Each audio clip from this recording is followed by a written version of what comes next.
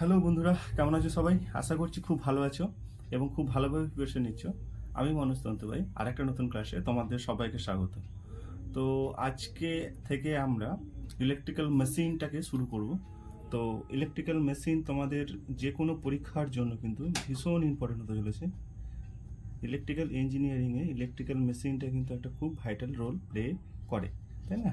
তাই electrical machine আমাদের করা হয়নি। আমরা অলরেডি বেসিক ইলেকট্রিক্যালের ক্লাস করেছি, আমরা পাওয়ার সিস্টেমের ক্লাস করেছি, কিন্তু আমরা মেশিনটাকে শুরু করতে পারিনি। তো আজ থেকে আমরা প্রপার ওয়েতে ইলেকট্রিক্যাল মেশিনটাকে চালু করতে চলেছি এবং এটা খুব সুন্দরভাবে আমরা শুরু করব, ঠিক আছে? আমাদের ইলেকট্রিক্যাল মেশিনে যতগুলো মেশিন আছে, ট্রান্সফরমার থেকে শুরু করব আমরা, DC generator, DC motor, synchronous generator, induction motor, তারপরে আমাদের যেগুলো স্পেশাল মোটর যেগুলো আছে সিঙ্গেল ফেজে, সেগুলো আমরা খুব ভালো করে শুরু করব এবং সব একদম সিস্টেমেটিক ওয়েতে শেষ করব, ঠিক আছে? তো এবং প্রতিটা পরীক্ষার জন্য মানে যেভাবে আমাদের পরীক্ষায় কোশ্চেন আসে সেই কোশ্চেন প্যাটার্ন অনুযায়ী কিন্তু আমরা পড়াশোনা করব এবং আমরা প্রতিটা মেশিন যখন শেষ করব বা তার মাঝে কি কি রকম কোশ্চেন আসতে পারে বা প্রিভিয়াস ইয়ার্সে কি কি কোশ্চেন এসেছিল সেই সব কোশ্চেনগুলো নিয়েও আলোচনা করব। তো খুব ইন্টারেস্টিং হতে চলেছে এবং তোমাদের জন্য খুব হেল্পফুল হতে চলেছে এই ক্লাসটা। এবং এই ক্লাসগুলো আমি সিরিজে আনতে চলেছি, পুরো মেশিন শুরু হচ্ছে একদম পরপর সব কিন্তু একদম ডিটেলে আসবে, ঠিক আছে? কোনোটা কিন্তু বাদ দেবো না। আমাদের একদম সিস্টেমেটিক ওয়েতে যেরকম ডিটেলে যেরকম আমাদের পড়াশোনা হয় সেরকমভাবেই হবে। আমরা যেরকম বেসিক ইলেকট্রিক্যালে পড়াশোনা করেছিলাম সেইভাবেই করব। তো আমরা আগে থিওরিটা ভালো করে দেখে নেব, তারপর আমরা দেখব যে এখান থেকে কি কি কোশ্চেন প্রিভিয়াস ইয়ার্সে এসেছিল এবং কি কি কোশ্চেন আসতে পারে, সম্ভাব্য কোশ্চেন কীরকম কি আসতে পারে প্রিভিয়াস ইয়ার্সের কোশ্চেনকে বেস করে।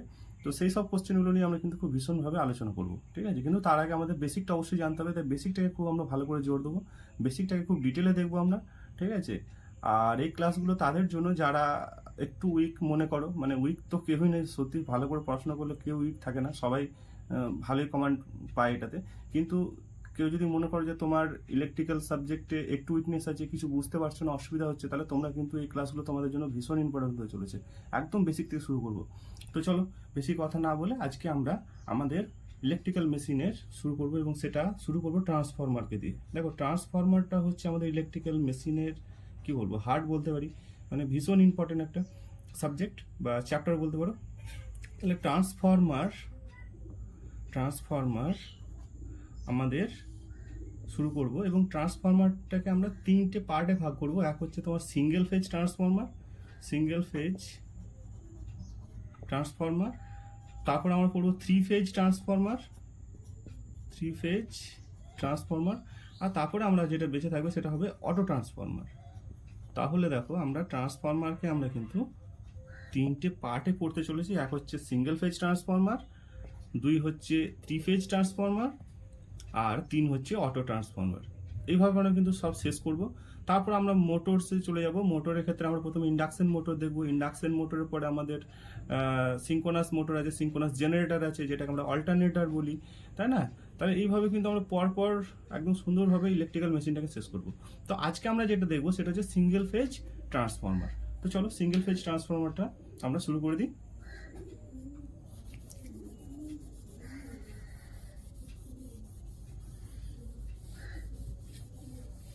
তাহলে আজ হচ্ছে আমরা যেটা দেখবো সেটা হচ্ছে সিঙ্গেল ফেজ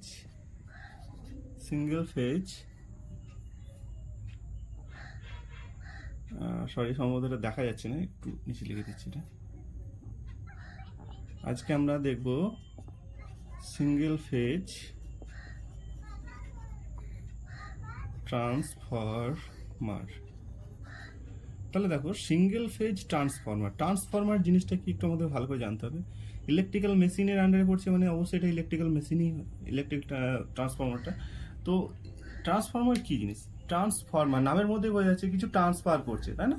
ট্রান্সফরমার যে ট্রান্সফার করছে তাকে আমরা ট্রান্সফরমার বলবো। তো এ কি ট্রান্সফার করছে? তাহলে দেখো, একে কিন্তু আমরা বলতে পারি এটা আমাদের পাওয়ার। এক হচ্ছে এখানে পাওয়ার ট্রান্সফার করতে পারে, এক হচ্ছে ভোল্টেজ, ইলেকট্রিক্যাল সাবজেক্ট নিয়ে পড়াশোনা করছি, ভোল্টেজ, কারেন্ট, ফ্রিকোয়েন্সি। তাহলে এগুলো কি সবই ট্রান্সফার করছে? তাহলে দেখো, আমরা বলতে পারি যে আমরা এখানে ট্রান্সফার করছে মানে কি পাওয়ার ট্রান্সফার করছে, ভোল্টেজ ট্রান্সফার করছে, কিন্তু ভোল্টেজটা কি একটা লেভেল থেকে অন্য লেভেলে ট্রান্সফার করছে। ঠিক আছে, এখানে আমরা স্টেপ আপ স্টেপ ডাউন দেখবো, বুঝবো ওটা কোনটা স্টেপ আপ ট্রান্সফর্মার বলে, কোনটাকে স্টেপ ডাউন ট্রান্সফর্মার বলে।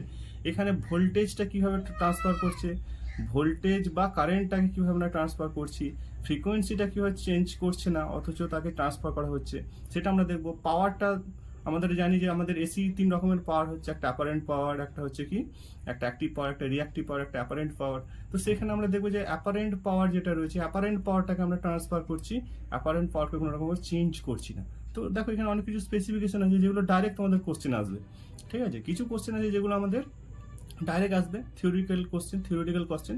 কিছু কোশ্চেন আছে যেগুলো হচ্ছে আমাদের নিউমেরিক্যাল, ছোট ছোট নিউমেরিক্যাল আসবে। ঠিক আছে, তো আমাদের সব রকম দেখে শুনেই চলতে হবে, কারণ থিওরিটাও করতে হবে, আবার তার সঙ্গে আমাদেরকে নিউমেরিক্যালও করতে হবে। ঠিক আছে, তাহলে আমাদের কিছু স্পেসিফিকেশন আছে, সেগুলো আমি জাস্ট ছোট ছোট করে আমি আগে লিখে দিই। ঠিক আছে, চলো তাহলে আমাদের এখানে কি কি কাজ করে ট্রান্সফরমার। তো তারও আগে আমি জাস্ট একটু ছোট্ট করে একটা ডায়াগ্রাম করে দিচ্ছি, ডায়াগ্রামটা একটু দেখে নাও জিনিসটা কীরকম হয়। তো ট্রান্সফরমারের ডায়াগ্রাম তো সবাই অলরেডি জানো, তাও একটু আমি জাস্ট দেখিয়ে দিচ্ছি। তাহলে দেখো এটা যদি ট্রান্সফরমারের কোর হয়, তাই না, এটা যদি ট্রান্সফরমারের কোর হয়, এবং এই কোরের ব্যাপারটা একটু ভালো করে জানতে হবে যে কোরের মধ্যে কি লস হয় আমাদের। এটা হচ্ছে কি, এটা কয়েল, মানে এটা হচ্ছে তোমার কপারের কয়েল, এটা হচ্ছে প্রাইমারি সাইড, এদিকটা হচ্ছে সেকেন্ডারি সাইড। তাহলে সেগুলোকে আমরা কি নিয়ে ডিনোট করি, এটাকে এদিকে আমরা N1 মানে টার্ন সংখ্যাটাকে বলি, মানে তোমার প্রাইমারি টার্নটাকে N1 বলবো, N2 বলবো সেকেন্ডারি টার্নটাকে, তাই না। এখান থেকে আমরা ভোল্টেজ V1কে এখানে সাপ্লাই দেবো, ভোল্টেজ V1কে এখানে সাপ্লাই দেবো। এইখান থেকে যাবে I1 কারেন্ট ফ্লো করবে, এবং এইখানে আমাদের E1 ইনডিউস ইএমএফ তৈরি হবে, E1 ইনডিউস ইএমএফ তৈরি হবে, এবং যে ইনডিউস ইএমএফটা এখানে তৈরি হবে এটা হবে কি সেলফ ইন্ডাকটেন্সের জন্য। ওকে, সেলফ ইন্ডাকটেন্সের জন্য যে ইএমএফটা তৈরি হবে সেই ইএমএফটা হবে E1, এবং এখানে কি হবে, এখানে একটা ফ্লাক্স তৈরি হবে, তাই না, একটা ফ্লাক্স তৈরি হবে, যে ফ্লাক্সটাকে আমরা ফায়দা ডিনোট করবো, এবং এই ফ্লাক্সটা কিন্তু কনস্ট্যান্ট থাকবে। ঠিক আছে, এই ফ্লাক্সটা কিন্তু কনস্ট্যান্ট থাকবে। তো সেই ফ্লাক্সটা দেখো, আমাদের সেই ফ্লাক্সটা গিয়ে কি করবে, আমাদের সেকেন্ডারি যে তোমার টার্নটা রয়েছে সেকেন্ডারি টার্ন মানে N2, এই N2কে কি করবে, কাট করবে, এবং কাট করার ফলে কি হবে, এইখানে তোমার একটা E2 ইএমএফ জেনারেট হবে, E2 ইএমএফ জেনারেট হবে, এবং এখান থেকে আমাদের I2 ড্যাশ এটাকে বলবো, এখান থেকে আমাদের, এবং তারপর আমাদের এখানে লোড, এখানে একটা লোড আমাদের লাগানো থাকবে যেটাকে আমরা VL বলবো এটাকে। ঠিক আছে, তো এই হচ্ছে আমাদের বেসিক একটা ডায়াগ্রাম ট্রান্সফরমারের। ঠিক আছে, তাহলে এখান থেকে যদি আমরা খুব ভালো করে দেখি, তাহলে আমরা দেখতে পেলাম যে আমাদের ট্রান্সফরমারে আমাদের একদিক থেকে ভোল্টেজ আমরা সাপ্লাই দিচ্ছি, মানে এদিকটা যদি আমরা এদিকে যদি সাপ্লাই দিই তাহলে এটাকে আমরা প্রাইমারি বলবো, এদিকে আমরা একটা প্রাইমারি বলবো, আর এদিকে যদি আমরা লোড লাগিয়ে থাকি তাহলে এটাকে আমরা বলবো সেকেন্ডারি, এটাকে বলবো আমরা সেকেন্ডারি।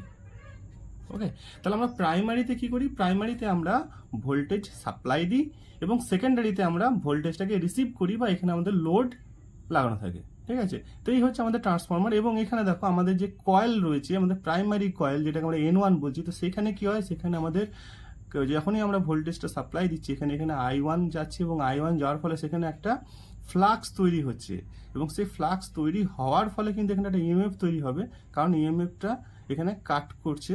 ঠিক আছে, ইএমএফটা কাট করছে কাকে, কন্ডাক্টরকে, তাই না। তো তার জন্য কি হচ্ছে, এখানে একটা E1 তৈরি হচ্ছে, এটা এবং সেলফ ইন্ডাকটেন্সের জন্য এটা E1টা তৈরি হবে, এবং এইখানে যে E2টা তৈরি হবে সেটা কিন্তু মিউচুয়াল ইন্ডাকটেন্সের জন্য।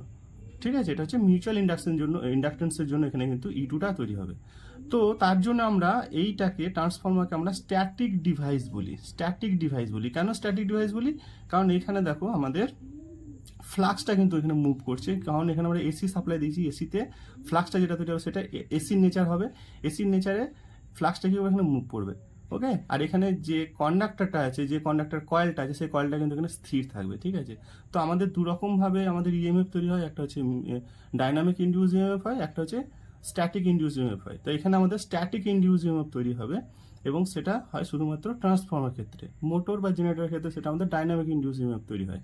ঠিক আছে, তো চলো এরপরে আমরা যেটা দেখব সেটা হচ্ছে যে এখানে আমাদের স্টেপ আপ স্টেপ ডাউন কাকে বলবো। তাহলে স্টেপ আপের ক্ষেত্রে কি হয়, আমাদের ধরো প্রাইমারি টার্নটা যদি বেশি হয়, প্রাইমারি টার্নটা যদি বেশি হয়, এবং সেকেন্ডারি টার্নটা যদি কম হয়, মানে এখানে যদি আমাদের N1টা বেশি হয় কার থেকে, N2 থেকে, তাহলে এটাকে আমরা বলবো যে এটা এটা হবে স্টেপ ডাউন। মানে N1টা যদি বেশি হয় এবং N2টা যদি কম হয়, তাহলে আমরা বলবো স্টেপ ডাউন।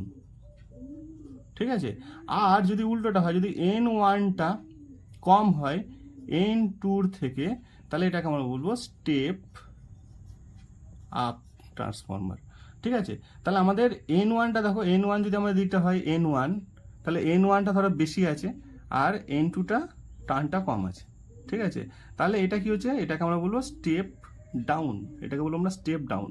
আর উল্টোটা হলে স্টেপ আপ হবে, এবং সেটা প্রাইমারি। যদি ধরো এটা যদি স্টেপ আপ হয়, মানে এটা যদি ধরো টার্ন সংখ্যাটা বেশি হচ্ছে আর এদিকে টার্ন সংখ্যাটা কম হচ্ছে, যদি আমি এইদিকে সাপ্লাই দিই, তাহলে এটা আমাকে বলবো এটা কি, এটা হচ্ছে স্টেপ ডাউন। কিন্তু যদি আমি প্রাইমারিটা যদি আমি এইদিকে করি, এদিক থেকে সাপ্লাই দিই, তাহলে কিন্তু সেটা আবার স্টেপ আপ হয়ে যাবে, তাই না? তো এটা খুব ভালো করে জানতে হবে, স্টেপ আপ স্টেপ ডাউনটা কিছুই না, আমাদের টার্ন সংখ্যার উপর ডিপেন্ড করছে, এবং আমি কোন দিকে সাপ্লাই দিচ্ছি, আমার প্রাইমারি সাইড কোন দিকটা, সেকেন্ডারি কোন দিকটা, সেই দিকটার উপর ডিপেন্ড করছে এটা স্টেপ হবে, স্টেপ আপ হবে নাকি স্টেপ ডাউন হবে। ঠিক আছে, তাহলে আমাদের এত কিছু বোঝা গেল। এটা হচ্ছে সেলফ ইন্ডাকটেন্স জন্য তৈরি হচ্ছে, এখানে মিউচুয়াল ইন্ডাকটেন্স জন্য তৈরি হচ্ছে। এবার কিছু আমাদের ছোট ছোট পয়েন্ট আমরা দেখে নেবো। কি কি পয়েন্ট দেখে নেবো, যে এখান থেকে আমাদের কি কি কোশ্চেন আসতে পারে, বা এখান থেকে তোমাদের ছোট ছোট যে তোমার থিওরিটিক্যাল যে কোশ্চেনগুলো আসতে পারে, সেখান থেকে কি কি আসতে পারে। তাহলে প্রথমেই যেটা আমরা দেখবো সেটা হচ্ছে যে ট্রান্সফরমার, এক নম্বর যেটা দেখবো যে ট্রান্সফরমারের প্রিন্সিপালটা কি, কোন প্রিন্সিপাল ল এর উপরে কাজ করে। তাহলে আমরা সবসময় এটা জানবো। এটা দেখো, এটা কি বলেছে, যে কয়েল আছে এবং তার সঙ্গে ফ্লাক্স রয়েছে এবং একটা কাট করার ব্যাপার আছে, মানে এটা হচ্ছে ফ্যারাডেজ ল। ঠিক আছে, তাহলে Faraday law of electromagnetic induction. ঠিক আছে, তাহলে electromagnetic induction, Faraday's laws of electromagnetic induction লজের ওপর ডিপেন্ড করে বা এই প্রিন্সিপালটাকে ফলো করা হয় ট্রান্সফরমারের মধ্যে। ঠিক আছে, 2 নম্বরে আমি কি লিখবো, 2 নম্বরে আমি লিখবো, আর হ্যাঁ, ফ্যারাডেজ ল যেটা হচ্ছে, ফ্যারাডেজ লটাতে দুটো ল আছে আমরা জানি, দুটো লর মধ্যে কি একটু ভালো করে জেনে নাও। যে ফ্যারাডেজ লতে দুটো ল আছে, লগুলোতে কি বলা হয়, লগুলোতে বলা হয় যদি একটা কয়েল থাকে, যদি একটা কয়েল আছে এবং সেই কয়েলটা যদি কোনো ম্যাগনেটিক ফিল্ডের মধ্যে রাখা হয়, কোনো একটা কয়েলটাকে কি হয়, ম্যাগনেটিক ফিল্ডের মধ্যে রাখা হয়, তাহলে দুটো কন্ডিশন হতে পারে। এক হচ্ছে যে হয় কয়েলটাকে মুভ করতে হবে, না ম্যাগনেটিক ফিল্ডে ফ্লাক্সটাকে মুভ করতে হবে। দুটোর মধ্যে যে কোনো একটাকে মুভ করাতে হবে, না হলে কিন্তু আমাদের এখানে ভোল্টেজটা তৈরি হবে না বা ইএমএফ জেনারেট করবে না। তাহলে কি হবে, দুটো জিনিস থাকতে হবে এসেন্সিয়াল, একটা হচ্ছে তোমার ম্যাগনেটিক ফিল্ড, একটা হচ্ছে ম্যাগনেটিক ফিল্ড থাকতে হবে, একটা হচ্ছে ম্যাগনেটিক ফিল্ড থাকতে হবে। 2 নম্বর হচ্ছে কয়েল বা কন্ডাক্টর, দুটো জিনিস থাকতে হবে। দুটো থাকার মধ্যে কি হবে, দুটোর মধ্যে এবার যে কোনো একটাকে মুভ করতে হয়, ম্যাগনেটিক ফিল্ডটাকে মুভ করতে হবে, নয় কয়েলটাকে মুভ করতে হবে, যে কোনো একটাকে মুভ করতে হবে। দুটো মুভ করলে কিন্তু হবে না, যে কোনো একটাকে মুভ করাতে হবে। যে কোনো একটাকে মুভ করালে ইএমএফ ইন্ডিউস অলওয়েজ আমার কয়েলের মধ্যে হবে, তাহলে কয়েলের মধ্যে অলওয়েজ ইন্ডিউস ইএমএফটা তৈরি হবে। তাহলে যেই মুভ করুন কেন, হয় ম্যাগনেটিক ফিল্ড মুভ করছে, তাতেও কিন্তু আমাদের কয়েলের মধ্যেই ইন্ডিউস ইএমএফ তৈরি হবে বা ভোল্টেজ তৈরি হবে, বা যদি ধরো কয়েলটা মুভ করছে, আমাদের ফিল্ডটা স্থির আছে, তাহলেও কিন্তু আমাদের এখানে কয়েলের মধ্যে কিন্তু আমাদের ইন্ডিউস ইএমএফটা তৈরি হবে। তাহলে এই হচ্ছে আমার ফ্যারাডেজ ল, মানে মোট কথা এইটাই ফ্যারাডেজ ল। ঠিক আছে, এইটাকে আমরা বইতে বিভিন্নভাবে ডিফাইন করে থাকি। তো এই হচ্ছে ফ্যারাডেজ ল। তো এখানে দেখো ট্রান্সফর্মারের মধ্যে কি হচ্ছে, আমাদের এখানে যে কোডটা রয়েছে, সেই কোডটা কিন্তু এখানে স্থির রয়েছে, এবং কোড এবং তার সঙ্গে আমাদের যে কয়েলটা আছে, কয়েলটা স্থির আছে, কিন্তু এখানে ফ্লাক্সটা যেটা আছে, সেই ফ্লাক্সটা কিন্তু মুভ করছে। তো ফ্লাক্সটা মুভ করার জন্য কিন্তু এখানে ইন্ডিউস ইএমএফ তৈরি হচ্ছে, এবং কোথায় তৈরি হচ্ছে, এই কয়েলের মধ্যে। ঠিক আছে, তো এই জন্য আমাদেরকে ওইটাকে আমরা বলি ফ্যারাডেজ লটা এখানে ফলো করে। 2 নম্বর যেটা হচ্ছে, 2 নম্বর হচ্ছে যে এটা অলওয়েজ এসিতে রান করবে। তাহলে ট্রান্সফরমার এসিতে রান করবে, তাই তো? তাহলে এসিতে এটা কিন্তু অপারেট হবে, এটা কিন্তু ডিসিতে অপারেট করবে না। তাহলে এটা হবে ওয়ার্কিং অনলি এসি সাপ্লাই। ঠিক আছে, তাহলে আমরা এটা লিখতে পারি যে ওয়ার্কিং অনলি এসি সাপ্লাই। ডিসিতে সাপ্লাই দিই, তাহলে কেন হবে না, কারণ ডিসি সাপ্লাই যদি আমরা দিই, তাহলে কিন্তু এটা ফ্যারাডেজ লটা ভায়োলেট করছে। ফ্যারাডেজ ল কিন্তু এখানে রুলটা ফলো করছে না, তাই এখানে কিন্তু আমাদের যে ট্রান্সফর্মারটা, সেখানে কিন্তু কোনো ভোল্টেজ তৈরি হবে না, এখানে কিন্তু আমাদের কয়েলটা পুড়ে যেতে পারে, তাই তো? তার জন্য এখানে কিন্তু ডিসিতে সাপ্লাই দিতে পারবো না আমরা ট্রান্সফর্মারকে, ডিসিতে কিন্তু এটা অপারেট করবে না। চলো 3 নম্বরে আমি কি লিখতে পারি, 3 নম্বরে আমরা লিখতে পারি যে আমাদের ট্রান্সফর্মার যেটা রয়েছে, ট্রান্সফর্মারটা দেখো আমাদের এখানে ইলেকট্রিক্যালি কোনো কানেকশন দেওয়া নেই। এটা কি আছে? ইলেকট্রিক্যালি কোনো, এখানে কয়েল আছে, দেখো এখানে কয়েল আছে, মাঝে কিন্তু আমাদের এখানে কোনো ইলেকট্রিক্যালি কোনো কানেকশন নেই। এখানে কিন্তু যে কোডটা রয়েছে সেই কোডটাও ল্যামিনেশন করা থাকে। তো আমাদের এখানে কিন্তু ইলেকট্রিক্যালি আইসোলেশন করা থাকে, বাট ম্যাগনেটিক্যালি এটা কিন্তু কানেক্টেড। ঠিক আছে, তাহলে আমাদের এখানে কি লিখবো, যে electrically isolated but magnetically connected. Okay, তাহলে ম্যাগনেটিক্যালি কানেক্টেড বাট ইলেকট্রিক্যালি এখানে আইসোলেটেড হবে। আচ্ছা, 4 নম্বরে আমরা কি পয়েন্ট লিখতে পারি? 4 নম্বরে আমরা লিখতে পারি যে এই যে দুটো ওয়াইন্ডিং রয়েছে, দুটো ওয়াইন্ডিং এর মধ্যে দেখো আমাদের যেহেতু এখানে কোনো ইলেকট্রিক্যালি কানেকশন নেই, তাহলে কিন্তু রেজিস্ট্যান্সটা এখানে ইনফাইনাইট হবে। এখানে কিন্তু রেজিস্ট্যান্স প্রচুর পরিমাণ হবে। তাহলে আমরা কি লিখতে পারি? আমরা infinite resistance between two coil. তোমরা এগুলো ছোটো ছোটো করে পয়েন্ট করে নেবে, কারণ এগুলো কিন্তু ভীষণ ইম্পর্টেন্ট। আমি দেখো ডিটেলে লেখাচ্ছি না, জাস্ট পয়েন্টগুলো বলছি, তোমরা পয়েন্টগুলো মনে রাখবে, তাহলে দেখবে এখান থেকে অনেক কোশ্চেন কমন পেয়ে যাবে তোমরা। 5 নম্বরে আমি কি বলতে পারি? 5 নম্বরে আমি বলতে পারি যে ফ্রিকোয়েন্সিটা, আমাদের যে ফ্রিকোয়েন্সিটা হয় সাপ্লাই ফ্রিকোয়েন্সি এবং আমরা যেটা পাবো সেই ফ্রিকোয়েন্সিটা কিন্তু আমাদের সেম থাকবে। তাহলে আমাদের এখানে কি হবে? ফ্রিকোয়েন্সিটা সেম থাকবে, ফ্রিকোয়েন্সিটা কিন্তু কোনো রকম চেঞ্জ হবে না। Frequency no change. ঠিক আছে, তাহলে ফ্রিকোয়েন্সিটা আমরা কিন্তু ট্রান্সফার করছি, প্রাইমারি থেকে সেকেন্ডারি ট্রান্সফার করবো, কিন্তু ফ্রিকোয়েন্সিটা কোনো চেঞ্জ হবে না। তাহলে ফ্রিকোয়েন্সি চেঞ্জ হবে না, আর কি চেঞ্জ হবে না? আর আমাদের তার সঙ্গে চেঞ্জ হবে না তোমার কেভিএ মানে আমাদের এখানে অ্যাপারেন্ট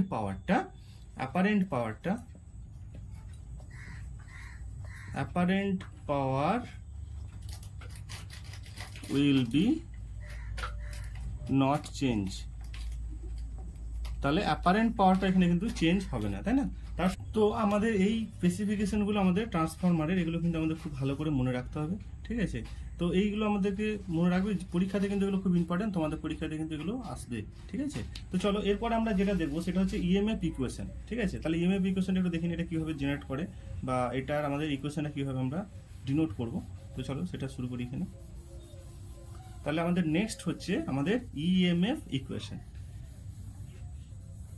তাহলে দেখো ইএমএফ ইকুয়েশনটা আমরা কিভাবে এখানে ডিনোট করব একটু দেখে নিই। ইএমএফ ইকুয়েশন, তাহলে ইএমএফ ইকুয়েশন আমাদেরকে জানতে গেলে প্রথম আমাদের ফ্লাক্সটাকে জানতে হবে, কারণ ফ্লাক্সটা এখানে কি কনস্ট্যান্ট, তাই না? ফ্লাক্সটা দেখো এখানে মুভ করছে, কিন্তু ফ্লাক্সটা এখানে কনস্ট্যান্ট। তাহলে ফাই ইজিক্যাল আমি লিখতে পারি, ফাই এম সাইন ওমেগা টি। কেন লিখলাম? কারণ এটা এসি ফর্মেটে হচ্ছে, ফাইটা ফ্লাক্সটা তৈরি হচ্ছে, তো এসি ফর্মেটে তৈরি হবে মানে এখানে সাইনোসয়েডাল কার্ভ, একটা কার্ভ চলে আসবে, তাই না? একটা কার্ভ আসবে, সেটা সাইনোসয়েডাল হোক বা যাই হোক, সেখানে একটা কিন্তু কার্ভ আসবে, সেটা হচ্ছে ফাই এর কার্ভ।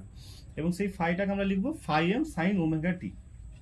এইখানে দেখো আমাদের যে ই ওয়ানটা তৈরি হচ্ছে, সেই ওয়ানটা আমি কি বলেছিলাম যে আমাদের এখানে ইএমএফটা জেনারেট হচ্ছে কার জন্য? ফ্লাক্সের জন্য। ফ্লাক্সটা কাকে কাট করছে? আমাদের এখানে কন্ডাক্টরকে কাট করছে। তাহলে এখানে ই ওয়ানের যে ফর্মুলা রয়েছে সেটাকে আমরা কি বলতে পারি? এটাকে আমরা বলতে পারি যে এন, ই ওয়ানের জায়গায় দেখো এন ওয়ান, মানে এন ওয়ানে হচ্ছে N one into D phi মানে হচ্ছে যে ফ্লাক্সটা বাই ডিটি, টাইমের সাপেক্ষে আমাদের এখানে কি হচ্ছে, যে ফ্লাক্সটা যে চেঞ্জ হচ্ছে এবং কোথায় হচ্ছে? এই কন্ডাক্টরের মধ্যে। তার জন্য আমাদের এখানে ইএমএফটা দিয়েছে, সেটাকে আমরা ই ওয়ান বলবো। ঠিক আছে, তাহলে সেক্ষেত্রে যদি আমরা এখানে দেখে নিই, তাহলে ই ওয়ান ইজিক্যালটা কি লিখতে পারি? ই ওয়ান ইজিক্যালটা আমরা লিখতে পারি যে minus N one D phi by DT. এবার তোমরা বলবো যে এখানে মাইনাসটা দিচ্ছি অ্যাকর্ডিং টু লেঞ্জ ল।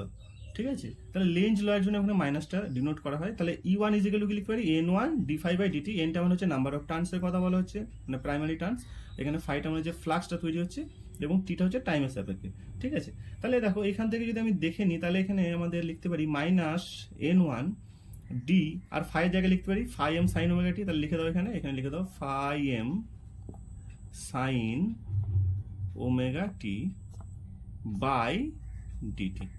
ওকে, তাহলে আমরা এখানে লিখতে পারি যে E one equal to minus N one, এখানে দেখো ফাই এমটা কনস্ট্যান্ট, ফাই এমটাকে বের করে নিয়ে আসো।